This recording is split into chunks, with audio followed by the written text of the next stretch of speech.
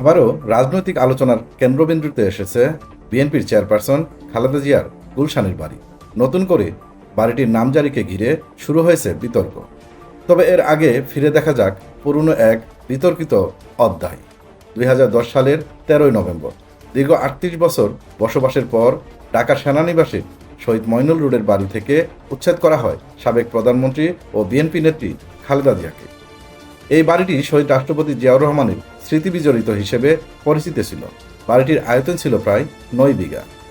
১৯৮১ সালের ৩১শে মে রাষ্ট্রপতি থাকা অবস্থায় জিয়াউর রহমান শাহাদাত বরণ করেন। পরবর্তীতে রাষ্ট্রপতি হুসেন মোহাম্মদ এরশাদ সেনানিবাসের এই বাড়িটি খালেদা জিয়ার নামে চিরস্থায়ীভাবে বরাদ্দ দেন। তবে ২০১০ সালে সেনাবাহিনীর পক্ষ থেকে ওই বাড়ি থেকে উচ্ছেদ করা হয় খালেদা জিয়াকে। সেদিন তিনি অভিযোগ করেন, আমাকে এক কাপড়ে জোর করে টেনে হেঁচড়ে বাড়ি থেকে বের করে দেওয়া হয়েছে। আমার বেডরুমের দরজাও ভেঙে ফেলা হয়। অথচ মিথ্যা প্রচার চালানো হচ্ছে আমি নিজেই বাড়ি ছেড়ে এসেছি। এই ঘটনার পর খালেদা জিয়া কান্নায় ভেঙে পড়েন এবং বিষয়টি আন্তর্জাতিক গণমাধ্যমেও ব্যাপকভাবে প্রকাশিত হয়। গুলশানের বাড়ির নামজারি নিয়ে নতুন বিতর্ক। ঢাকার গুলশান এভিনিউতে ১.৫ বিঘা জমির উপর নির্মিত বাড়িটি খালেদা জিয়াকে ১৯৮২ সালে নামমাত্র মূল্যে ইজারা দেয় তৎকালীন মন্ত্রিসভা।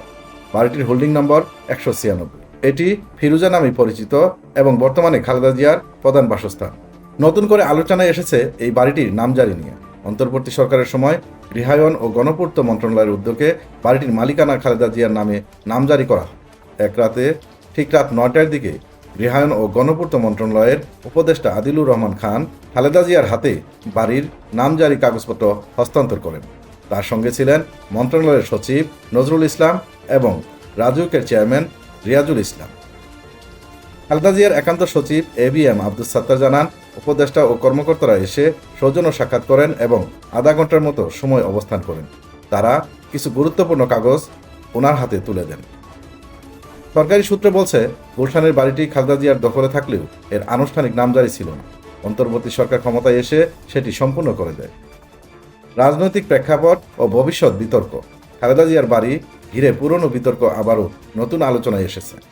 বাড়ির বরাদ্দ, মালিকানা, উচ্ছেদ এবং নামজারিকে কেন্দ্র করে রাজনৈতিক মহলে নানা গুঞ্জন শুরু হয়েছে এবং ভবিষ্যতের রাজনৈতিক চালচিত্রে এই বাড়ির মালিকানাও একটি গুরুত্বপূর্ণ ইস্যু হয়ে উঠেছে বলে মনে করছেন বিশ্লেষকরা।